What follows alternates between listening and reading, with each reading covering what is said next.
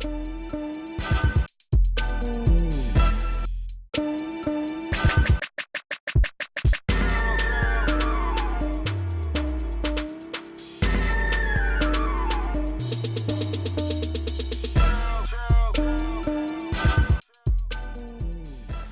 up, everybody? I'm Simone Arabia. I'm Fever. And together we are Spotless Minds, and this is Beats, Sneaks, and Rhymes. All right, guys, Beats, Sneaks, and Rhymes is a show where we bring you all of hip-hop and sneaker culture, past, present, and future, and we discuss it. Welcome back, y'all. Welcome back. All right, so... And this is what, episode... 6. 6. Bars. 6. This is 7. It's 7. We don't even know because we're doing so much stuff, people. It's the God number. It is the God number.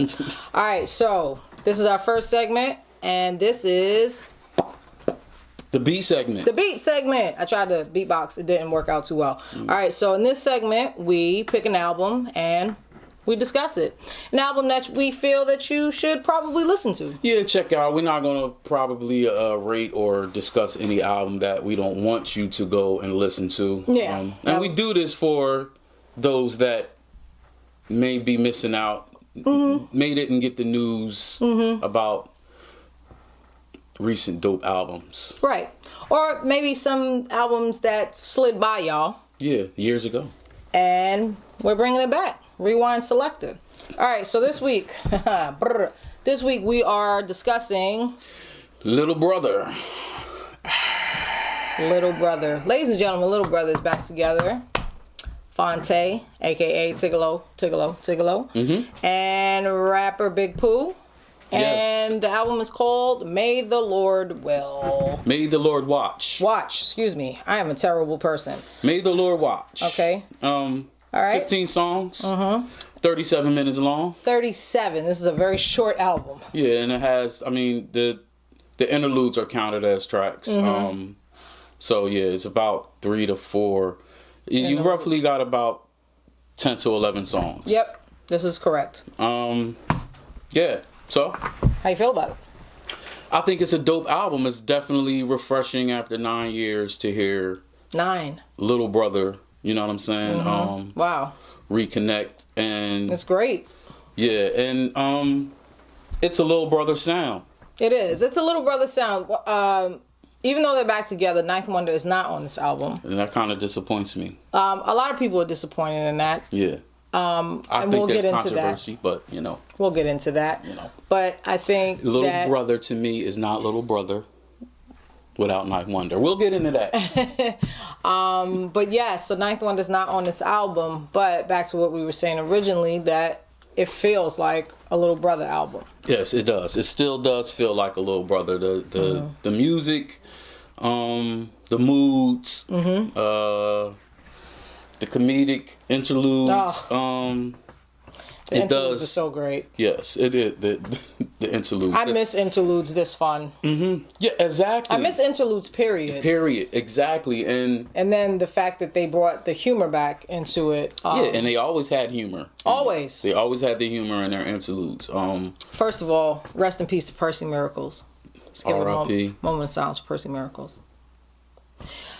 Your spirit Blackness. Blackness. Yes. So what songs do you like? I like track 1 and track 5. Okay. No, I like The Feel and I think Black Magic, and that's only right now. Those two are my favorite. Okay. Yeah, The Feel, the first song, it starts off really good. Opens you know really what I'm saying? It does. Yep. And they're good. They've always been good for having a dope opening song for their albums. So this it was no surprise to me. I definitely feel The Feel. The Feel. Yeah. Okay. And Black Magic, of course. Yes. For obvious reasons. Yeah. I think it's just all overall like the song Coerce is just a dope song. The beat moves and yeah. I definitely like The Feel. What I Came For is probably The song I always go back once it plays. I always hit play that again, Sam. And Picture This. I like that. Those songs are later in the album, but I do like those.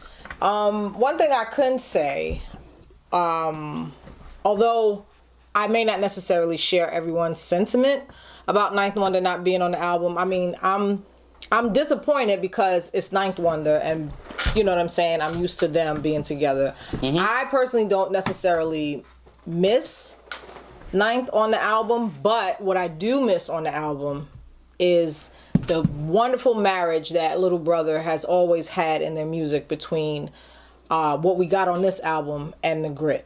Yes. I feel like I'm missing the back and forth with them, regular standard hooks, and just a little bit more darkness. You know what I mean? That's what's missing for me. I think that's what it is for me. They have a lot, and it's although it's the Little Brother sound, you didn't always hear singing on every hook, and it's like not every hook, but then it's like where there's not singing on every hook, there's almost like a sample of singing or a melody on the hook. And you know, I'm used to some of their harder records of them having the hooks where they actually go back and forth and say the hook. Or chant, what you say, just an anthem where they say something in repetitive. And scratching hooks. They also have, you know, the traditional, you know what I mean, before, because, you know, before, I don't want to get too into that, but before there were actually hooks, shout out to Naughty by Nature, there was always scratching hooks. There wasn't too much. Hip-hop wasn't hook driven like it is now. It wasn't hooks driven on the chorus or anything like that. But but you know, they don't even call it a chorus no more. We call it hooks. Yeah, because it hooks you. But but yeah, those 4 elements other than singing is kind of what was missing. And they still have scratching in the songs, but it's not the base of the hook. And I think that's what was missing. I don't know, can we account to Ninth Wonders being missing from the project of maybe why those songs with those feelings or whatever didn't get made? Maybe. Could be. Maybe. Maybe he was the missing portion for that. Yeah, and we don't really, I mean, as much as I'm a fan, I don't really know the formula. Who, you know, I don't know whether Pooh, it could be times where Pooh actually comes up with the hook. And you didn't really hear that. You didn't hear Pooh on a hook. Right. And yeah, that was what was missing for me. Overall, it's still a banging album. It's still a banging album. You can play it all the way through. Yeah. Like, easily. And and it's a feel good album. It is. It's a feel good album. And it's definitely, a lot of people, I see a lot of people talking online, and they're saying like, oh, this is grown up hip hop. Yeah. You know, adult contemporary hip hop. Which I agree with. But I feel like, you know, it's not like, oh, like, there's only a certain demographic of people who can get this music or whatever. But I know that our demographic, you know, we're part of the Little Brother fan base. You know what I mean? Yeah. And so it's really good when you can come across an artist that makes music for you. Yeah, no doubt. You don't feel left out. You don't feel, no doubt. And I think sometimes some of us may feel left out because some of the music isn't necessarily made for us, with us in mind. And so I really appreciated this album because I really felt like they thought about who their demographic was, because they are also part of the demographic. Yeah, when you appreciate real, as people say or do, you know, when you appreciate the real, like, they can come off as, you know, the young Little Brother that they was however many years ago, which was really about 15 to 16 years ago. Yeah. You know what I'm saying? Originally coming out. Yeah, I mean, they're grown now. I mean, I can't remember what song where you're talking about, like, it don't feel the same on the strip clubs. Mm-hmm. You know what I'm saying? As it did when I was in my 20s. Right. You know what I'm saying? They fake smile and laugh, and then it's like, I really want to go home. Mm-hmm. You know what I mean? Yeah. And that's just basically the basis of rapping how you feel and what's real, because that's what's, real in your life. You could easily say, I sold a lot of records and I got a lot of women and I got a bigger house. A lot of chains. Right.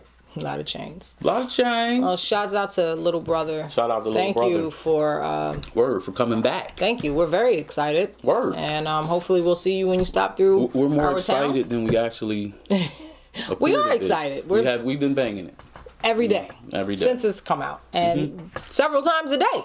Mm-hmm. No So doubt. just go get the album. Yeah, if you are a Little Brother fan, if you are not, if you've never heard of Little Brother before, do yourself a favor and pick up the album. And then pick up the rest of their catalog. And yeah, definitely. Please. I'm going to leave out the controversy of Ninth Wonder not being on this project.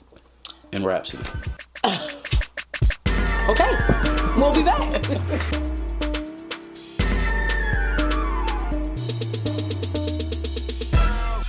All right, guys, we're back. Welcome back. Welcome back.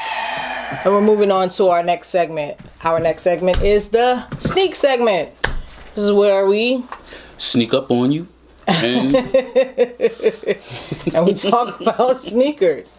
And so this week we are discussing the Air Max Limited. Air Max Limited. Now I know you guys you guys did Air Max before, but this is the Air Max Limited, and these sneakers are important because our resident historian here will tell you.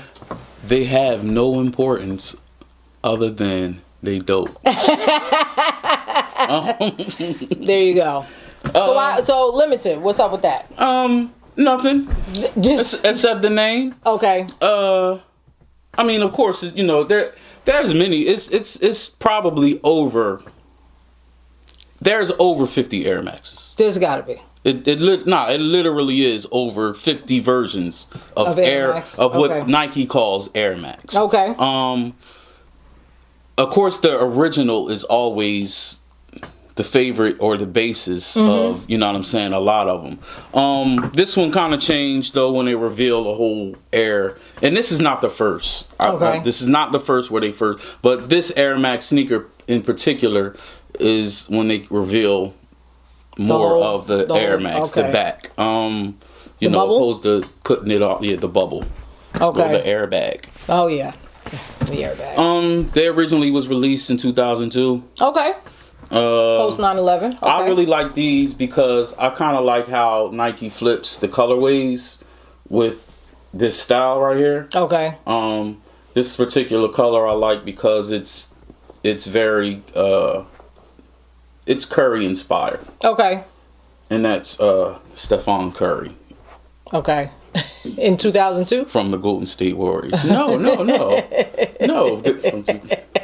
Not 2002. But that's when they dropped. But they still come out with colorways and No, I know, but you said Curry inspired. So that's why I was like, oh, well, the colorway. Mm-hmm. No, not the sneaker itself, but this colorway. Right. This Curry, Golden State Warrior. Mm-hmm. Yeah. And these was out before Curry had signed with Under Armour. Mm-hmm. Of course, there's no name. These are not Curry's or anything. No. But definitely inspired by, because I did cop these, of course, during the time, probably like maybe the second championship that Curry won. Okay. Maybe the first. I don't know. I know you also have a pair. Mm-hmm. I do. Yeah, it's a different kind of Air Max. It's a different kind of Air Max, and the colors are similar, but different. But different. Mm-hmm. Yeah. All right, so how do you feel? They are, I'm going to give these from 1 to 100. No. Okay. I'm going to give these about a 75% comfortability. Okay. Comfort is important. They're not uncomfortable. Okay. And they're more comfortable than not. You know what I'm saying? So I'll give them around 70, 75. Like, Okay. they're not the most comfortablest. So they have a shelf life on how long you should be walking in them for the day? That's a good question. I wouldn't. I could say you could get these off all day. Okay. I could definitely. I think you can get these off all day. Yeah. Yeah. Okay. Yeah. That sounds good. 75%. Yeah. I can roll with that. Yeah. No fancy story. They dope. I actually had another color I gave to somebody. They got the same name as me. He's just smaller. You know what I'm saying? Yeah. These things happen, man. Yeah. The kids grow up and y'all wear the same size, and next thing you know, they're gone. They're gone. Adios. Because to him, they look like I never wore them, so, you know. Right. And he's probably the only person in the circle that got him. Yeah. You know what I mean? Indeed. So he looked and it like was he got the some white, exclusive. black, and gray. Yeah. Like, so, Yeah. So shouts out to, once again, Air Max. Air Max. You know? Air Max my favorite. We didn't know that. All right. And we'll be back.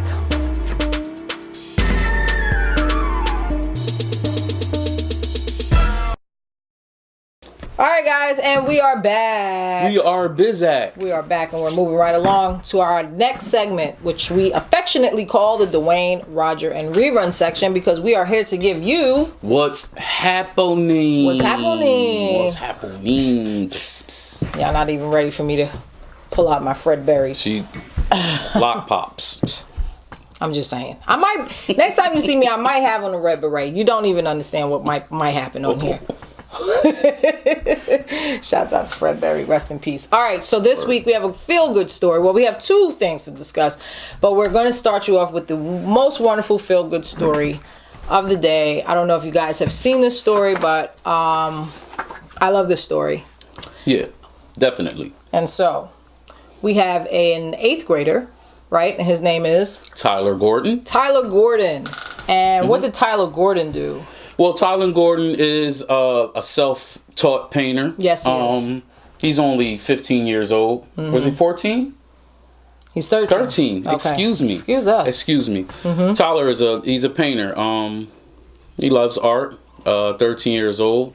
He was looking for a book bag for school for his upcoming 8th grade, and he said he couldn't find the one that fit him, and he was really inspired by going to the BET Awards and meeting the now exonerated 5, which a lot of people know as the Central Park 5. Yes. Meeting them, he was inspired to paint a picture of them. Now the picture is a large picture. It looks like Mount Rushmore. It Yes. looks like a Mount Rushmore Like painting. yes. But it's with the exonerated 5. Yeah. And he decided to paint that on his backpack. Yeah. Because he wanted to go to school and teach his fellow classmates their story, because he was so moved. Yes. Yeah, and what a talented, thoughtful, not even knowing what he's doing, but an activist of a young man. Yes. He's amazing. Yeah, and just wanted to put that out there for his peers. Just for his peers. So they can know. And he said, you know, I don't remember the direct quote, but I just remember him saying something about how moved he was and touched he was, and he feels like everybody should know this story. I mean, my God in heaven, or on this earth. 13 years old. He's 13. And he's only been painting for 2 years. When you guys see his painting. Yeah, you'll see it. We'll give you a picture. I can't even. He painted this on a backpack. Yeah. Well, I don't know if he actually painted it on the backpack. Okay. I think it's a copy from the bigger one. Okay. You understand what I mean? Okay. I don't know, because from what I've read, I don't know if he actually did it on the backpack, because he actually did a big one. Okay, and they probably scaled it to size and put it on the backpack. But maybe it could be. I could be wrong, and you could be right. Matter. It doesn't even matter. But the detailing, of it is why we're talking. Yes, it's so good. Yes, I mean, it is. Some people are just born to just the way Like, you know, it's so good. I mean, the detail and the skill stroking. level, you know, the thoughtfulness. Yeah. And the way he captured their features. It's a black and white painting, but it is amazing. And I just love this kid, and I can't wait to see the other things that he does. Yes, well, he actually has pictures of Janet Jackson, Steve Harvey. He paints a lot of black icons. Kevin he Hart. does that. Yeah. Richard Sherman. But yeah. Yep. Check that out. Yeah, please. Salute to Tyler the Central Gordon. Park 5. And salute to Exonerated 5. Excuse me. We're very happy that they are home and No their doubt. stories being told. Yes, and inspiring young black people to do positive things. All over. All right.